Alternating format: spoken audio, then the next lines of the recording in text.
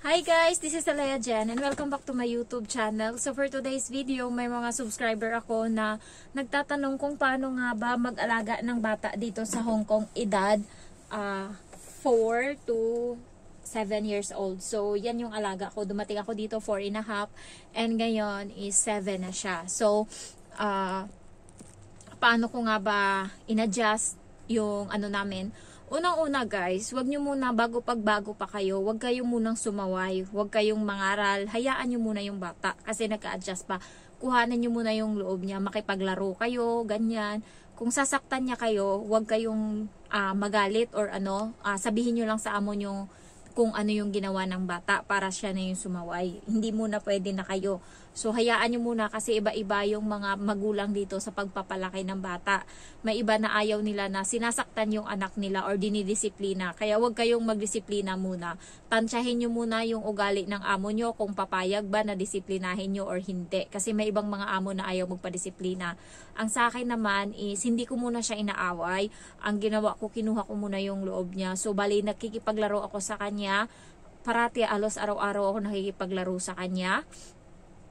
And then, lahat ng gusto niya, sinusunod ko. Sinabi niya sa akin, Jen, can you read me a book? Ang oras noon, alas 10 na ata. Hindi pa siya tapos kumain. So, pumunta ako sa mesa. Sabi ko, okay, tinigil ko yung trabaho ko. Nagalit yung amo kong babae. Sinipa yung mga laruan niya. Yung tinayo niyang laruan sa baba. Sinipa ng amo kong babae. Tas nagalit. Sabi niya, hindi. Sabi niya ganun, bumalik ka din sa kusina. Mag-ano ka. Hindi ka pwede. Kaya nung bago ako, hindi ko alam kung ano yung susundin ko. Kasi, ang utos lang naman sa akin na yun yung sinusunod ko eh. So, nagalit yung amo kong babae. Sabi niya, bumalik ka dun sa kusina. Ayan. So, bumalik ako. Umiyak na yung bata. Iyakin yung bata nung bago ako. Mahilig siyang umiyak.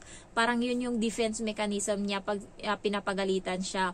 Umiiyak siya. Una, lalaban siya. Tapos, pag hindi niya nakaya, iiyak siya. Ganun yung ugali niya. Kaya yung mga bata dito, wag niyong inaano kasi grabe yung mga ugali nila. Sabihin niyo na grabe namang katulong yan. Hindi yung turing mo sa bata. Sinasabihan mo pa na salbahe o ano. Totoo yan. Masalbahe pa sila. Mga kasi sila. Halos karamihan dito sa kanila autism. Yung alaga ko, pag ganyan-ganyan lang yan, pero may autism yan. Yan siya, nagtitreatment yan siya kada Lunes. Yan, pumupunta sila doon sa inaanuhan nila para maano yung utak niya. So, kaya yung kapag nasa park kami, may headphone yan siya kasi kapag maingay, para siyang nagtataranta siya tas nagtatakip siya ng tenga. Lalo pag may nagbabarena dito nagtatrabaho dito sa loob ng bahay o sa labas. Pagka naririnig niya, gaganon siya. Sabi ko sa kanya, bakit ka ganyan? Sabi niya, hindi daw niya kaya. So, yun, nag-headphone yan siya kapag mataong lugar. Ganyan, 30 minutes. Ayan, so, doon ko lang nalaman, ang mahal pa naman ng treatment niya. Bali, 7,000. 70,000. Hindi ko lang alam. Basta nakita ko yung resibo nung nakaraan 70,000. Tapos nung nakaraan din ganun. So, hindi ko lang alam kung good for ilang yung 70,000 na binabayaran nila. Mahigit. Ayan. Una, hindi ako nakikipag-away sa bata. Kung ano yung gusto niya. Basta pag yung nanay sumaway, ayun na. Pag sinabi ng nanay na hindi pwede, so, aalis na ako. Ayan, so naglalaro kami. Hinayaan ko lang siya. Nung una nga, nilalagay niya pa yung Play-Doh, yung clay. Nilalagay niya sa sink ng CR. So, wala akong ginagawa kasi hindi ko alam kung paano siya makipaglaro. So, ay di hinayaan ko lang siya. Tapos may time pa na yung electric fan na umiikot. Nilalagyan namin ng papel sa loob. Kasi nga, kailangan mong makuha yung loob ng bata. So, kung ano yung ginagawa niya, makisakay ka lang. Hindi ka pwedeng, bawal yan, ganyan, ganyan. Kasi, magiging kontrabida yung labas mo niyan sa bata. So, hinayaan ko lang siya. Tapos yung nanay naman yung nagsabi na hindi pwedeng gawin yan kasi nga delikado. So, titigil kami. Iba na naman yung laruin namin, ganyan. Hinayaan ko lang siya. May time pa nga na first day ko yun natulog yung nanay. Pumasok kami doon sa kwartong dalawa. Tapos doon kami naglaro. Tapos sabi ng nanay, umalis kayo dito kasi natutulog ako. So, hindi ko alam kasi yung rules pa noon. Kung ano lang yung gusto ng bata, yun lang yung ginagawa ko. So, kung ano yung gusto niya, bigyan mo ko ng maraming mga maliliit na teddy bear, bigyan mo ko ng maliliit na ganyan-ganyan. So, yun ang ginagawa ko sa kanya para kinakalat niya yung mga laruan. Tapos nung una, kinakalat niya. So, syempre, ayoko magkalat kasi kakalinis ko lang. Tinatabi ko na naman, sabi niya, can you please don't tidy up? Hanggang sa ilang beses ko na malingat siya ng konti, nililigpit ko. Yung bata, mautak to eh. Natatandaan niya lahat ng ginagawa niya hanggang sa huli, sumigaw na siya, can you please don't tidy grabe yung hiya ko nun. Tapos lumabas yung nanay. Sabi, ano yan? Sabi niya, nililigpit niya kasi yung mga ano ko. Tapos sabi ng nanay, parang yung bata yung sinabihan, tas ako hindi. Kasi nag-adjust pa ako noon. Kaya kung ano yung gusto niya, tas pagka pinapagalitan niya ako dati, natatakot ako, nanginginig. Yung parang hindi ko alam yung magiging reaction ko. Kasi nga, bago sa akin lahat. So, andun pa talaga ako sa adjustment.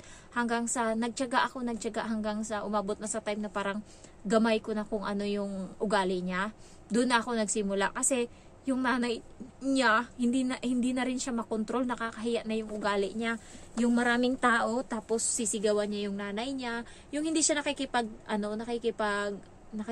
hindi siya matatalo kahit siya yung mali, papalabasin na niya siya yung tama, hanggang sa umabot sa time na naglalakad kami sa daan tapos hinawakan ko yung kamay niya kasi nag-away sila ng nanay niya, so hindi siya hinawakan ang kamay niya ng nanay niya kasi nag-away nga sila. Araw-araw sila nag-aaway. Lalabas yung nanay na nakasimangot galing sa kung saan.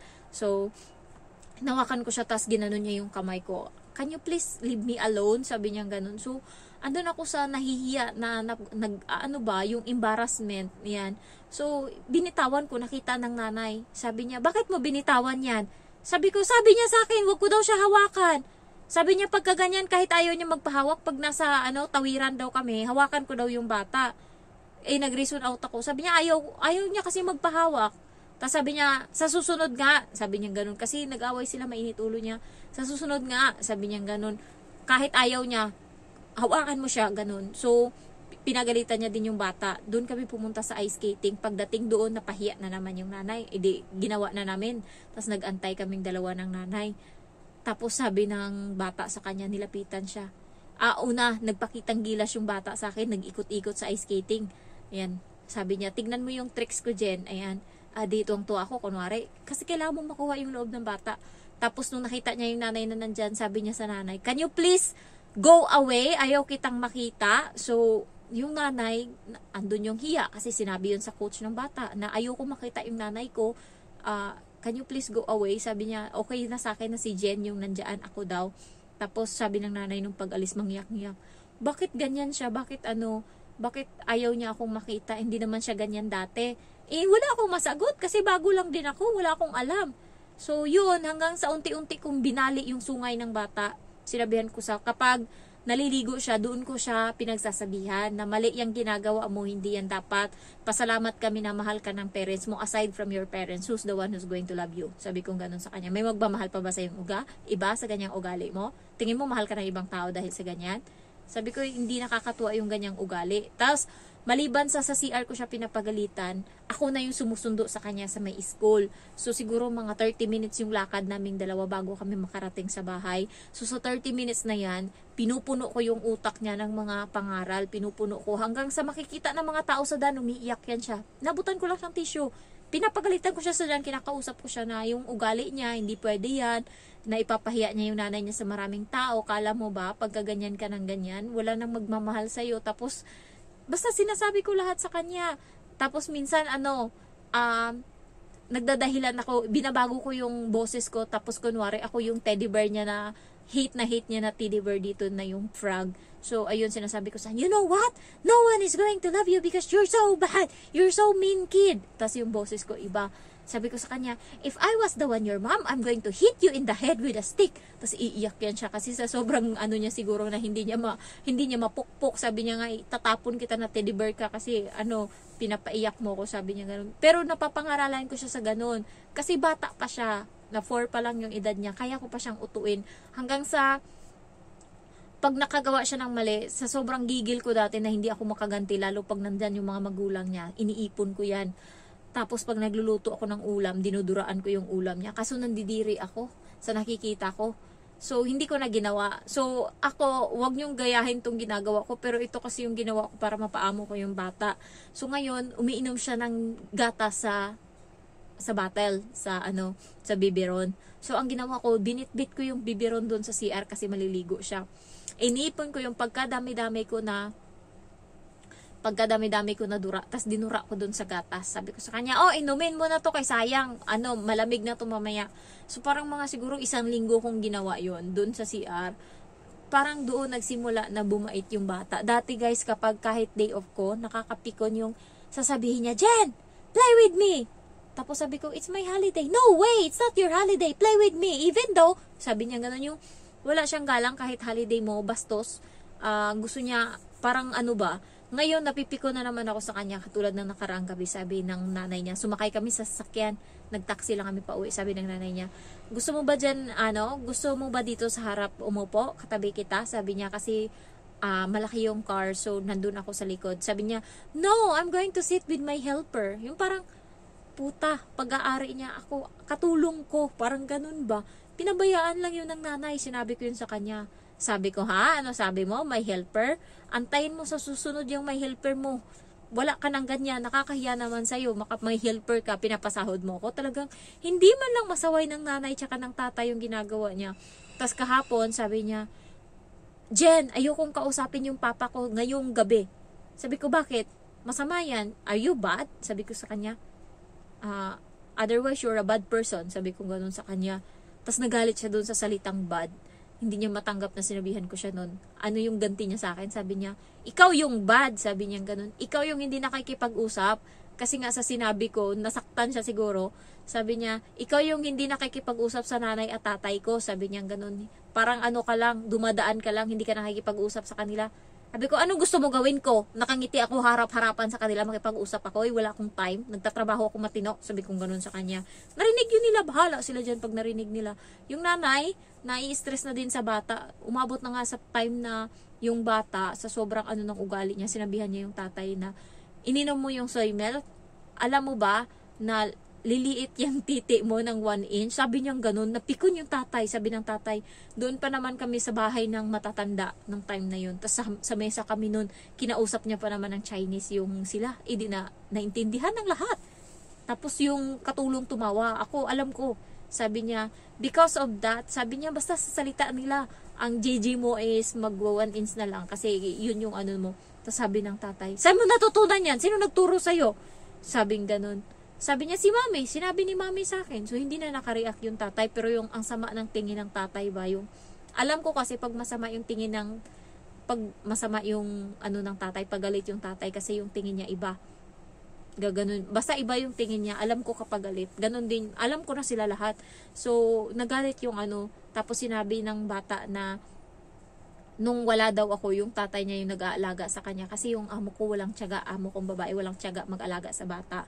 Parati silang nag-aaway ng tatay niya hanggang sa umabot sa time na naiwanan daw siya dun sa Singapore. Nawala daw siya. Buti nga lang nakita siya uli. Nawala daw yan siya sa sobrang pikon siguro ng tatay niya. Iniwanan siya. So, yun, sabi niya, iniwanan niya ako niyan din sa Singapore. So, paano mo alagaan? Hayaan mo muna yung bata. Pag bago ka pa lang, mananakit, mananadyak, sumbong mo muna sa amo mo. Huwag kang manakit. Basta, wag kahit pitik, sinungaling pa naman yung mga amo dito, ang mga bata dito. So, yan yung iwasan mo and try mo munang maging kaibigan sila.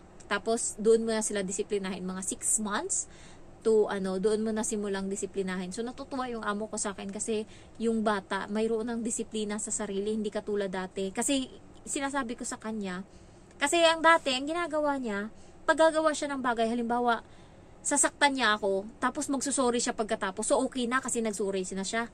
Sabi niya, but I already say sorry. Napikon ako. Even though, porket nagsasabi ka ng sorry, okay na. So, kailangan, okay lang na gumawa ka ng gumawa ng mali. Kasi pagkatapos may sorry, okay na. Hindi pwede yun kasi masakit pa din yun. Hindi madadala ng sorry. Ako, sipain kita, tapos magsorry ako pagkatapos, okay na yun sa'yo? Ginanon ko talaga siya, yung binabalik ko sa kanya ba.